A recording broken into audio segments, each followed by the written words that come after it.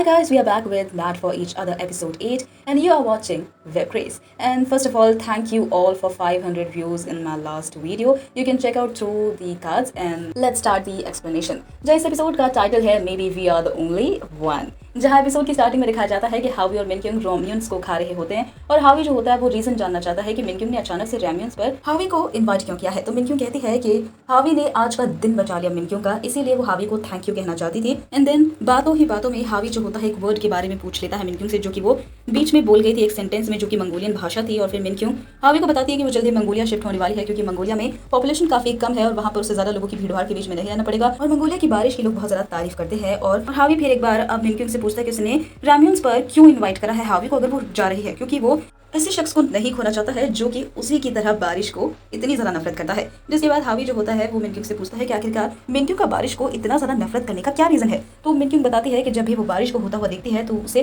अपना दर्द याद आ जाता है और उसे अपने दिल में बहुत ही ज्यादा दर्द महसूस होता है। उसने बहुत कोशिश करी अपने दर्द को भूलने की, लेकिन कहीं ना कहीं वो दोबारा से उसे याद आ जाता है और बहुत ज्यादा चुभता है जब वो बारिश को होते हुए देखती है। जहाँ हावी अब मायूस हो चुकी मिनक्यूंग का ध्यान भटकाने के लिए कहता है कि छोड़ो ना इन सब दर्द भरी बातों को, लगता है सिर्फ हम दोनों ही इस पूरी दुनिया में नॉर्मल है और दोनों एक दूसरे के साथ बहुत अच्छा टाइम स्पेंड करते हैं। जिसके साथ ही नेक्स्ट सीन में दिखाया जाता है कि दिब्रा यानी कि जो ग्रोसरी स्टोर वाली लड़की है वो समांथा के साथ दोस्ती कर लेती है और क्लब में दिब्रा जो होती है वो बताती है कि किस तरीके से जो दिब्रा है उसे काफ़ी सारा काम करना पड़ता है और वो 4 पार्ट टाइम जॉब्स करती है, क्योंकि वो एक स्टूडेंट है और अपने फाइनेंसेस को मैनेज करने के लिए वो नौकरी करती है और समांथा उसे हेल्प ऑफर करती है अगर किसी भी तरीके की उसे जरूरत हो। जहाँ नेक्स्ट सीन में दिखाया जाता है कि हावी और जो मिनक्यूंग होते हैं वो एक दूसरे की साइड में ही सो रहे होते हैं, जहाँ हावी बिल्कुल मिनक्यूंग के सोफा की साइड में सो रहा होता है और सुबह होते ही वो बाहर निकल ही रहा होता है मिनक्यूंग के घर से कि वो देखता है कि मिनक्यूंग की मदर आ रही है। उसे बहुत ही अजीब सा लुक देती है वो और अंदर चली जाती हैं और फिर मिनक्यूंग की जो मदर होती है उनकी मिनक्यूंग के साथ लड़ाई हो जाती है, क्योंकि जो मिनक्यूंग है उसके घर में फिर एक बार एक आदमी को देखा मिनक्यूंग की मॉम ने और इस बात को लेकर दोनों के बीच में बहुत बहस होती है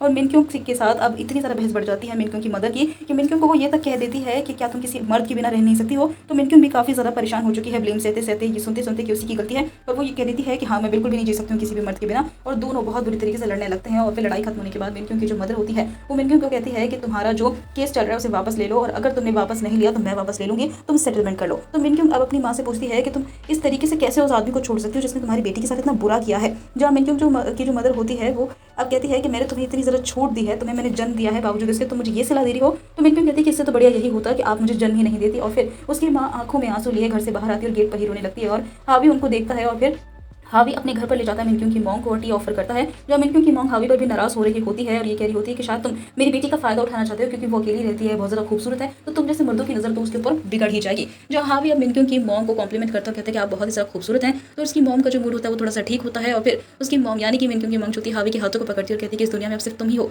जिसके ऊपर मैं भरोसा कर सकती हूँ और मुझे ऐसा लगता है कि शायद तुम मिनक्यूंग का ख्याल रख सकते हो। तो हावी कहता है कि मिनक्यूंग अपनी ज़िंदगी को ठीक करने की कोशिश कर रही है, वो एक्सरसाइज करती है, अपना ख्याल रखती है और मैं चाहता हूँ कि आप मुझसे ज़्यादा मिनक्यूंग के ऊपर भरोसा करें। जिसके साथ ही अब हावी जो होता है मिनक्यूंग की मॉम के जाने के बाद मिनक्यूंग से मिलता है और उसे बताता है कि उसकी मॉम चली गई। तो मिनक्यूंग कहती है कि मैं शाम को 4 बजे अपने डॉग के साथ वॉक के लिए निकलूंगी, जहाँ वो ये हिंट दे रही होती है हावी को कि वो भी उसे ज्वाइन करे। जहाँ हावी पहले तो नहीं समझ पाता है, लेकिन जब वो डोर क्लोज कर रही होती है तो हावी कहते हैं हाँ मैं समझ गया, तुम 4 बजे वॉक पर जाओगी, ठीक है। जिसके बाद दोनों ही बहुत ज़्यादा एक्साइटेड होते हैं, बहुत ज़्यादा खुश होते हैं, अच्छे से ड्रेसअप होते हैं और 4 बजने का वेट कर रहे होते हैं और 4 बजते ही दोनों वॉक के लिए निकलते हैं। जहाँ थोड़ी ही दूर चलने के बाद अब हावी और मिनक्यूंग को एक चश्मे की दुकान दिखती है, जहाँ हावी अब मिनक्यूंग को एक पिंक कलर का चश्मा गिफ्ट करता है, क्योंकि अक्सर मिनक्यूंग एक काला कलर का चश्मा पहन कर रखती है जिससे दुनिया भी उसे सिर्फ डार्क ही दिखाई देती है और मिनक्यूंग को अब पिंक दुनिया दिखाई देने लगती है उस पिंक चश्मे से। और हावी चाहता है कि इसी तरीके से रंगीन मिनक्यूंग की दुनिया हो जाए और मिनक्यूंग को हावी से प्यार भी होने लगा है। इसके बाद हावी जो होता है वो एक और गिफ्ट देना चाहता है मिनक्यूंग को, लेकिन वो मिनक्यूंग से कहता है कि अगर तुम रनिंग में मुझसे जीतती तो मैं तुम्हें वो गिफ्ट दूंगा। जहाँ हावी बहुत खुश देखता है मिनक्यूंग को और हावी को हराकर बहुत ज़्यादा खुश दिखाई देती है मिनक्यूंग। जिसके बाद हावी एक विसल गिफ्ट करता है मिनक्यूंग को कि जब भी मिनक्यूंग मुसीबत में होगी तो वो उस विसल को बजाएगी और हावी दौड़ा दौड़ा वहाँ उसकी मदद के लिए पहुंच जाएगा।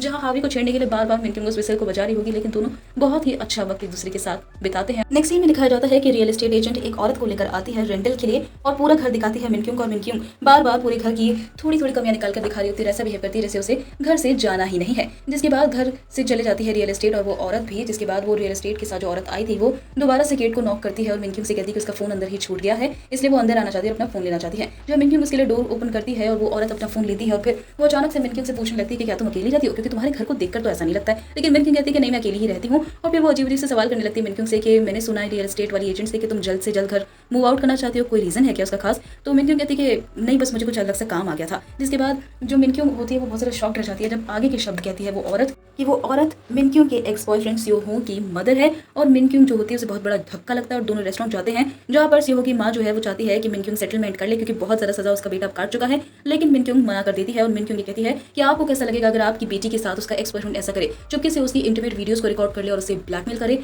और जिस दिन आपके साथ ऐसा होगा आपको पता चलेगा कि मेरा दर्द क्या है। मैं चाहूंगी कि आपके साथ वो आप मेरा दर्द महसूस करें। जिसके बाद अब सियोहोन की जो माँ होती है वो कहती है अच्छा ठीक है, चलो बताओ तुम्हें कितना पैसा चाहिए और जितना कहोगे उतना दूंगी। जहाँ मिनक्यूंग अब काफी ज्यादा नाराज हो जाती है और कहती है कि अगर आप दोबारा मुझसे मिलने आए या मुझसे मिलने की कोशिश करी तो मैं एक पेटिशन लिखूंगी और आपके बेटे को और भी ज्यादा स्ट्रॉन्ग पनिशमेंट दिलवाने के लिए कहूंगी। और वहां से वो चली जाती है। जिसके साथ ही जो मिनक्यूंग है अब वो बहुत ज्यादा डर गई है, वो दौड़ती है, अपने आप को कंफ्यूज पाती है और बस दौड़ती जाती है। जिसके बाद जो हावी होता है अपने घर लौट रहा होता है और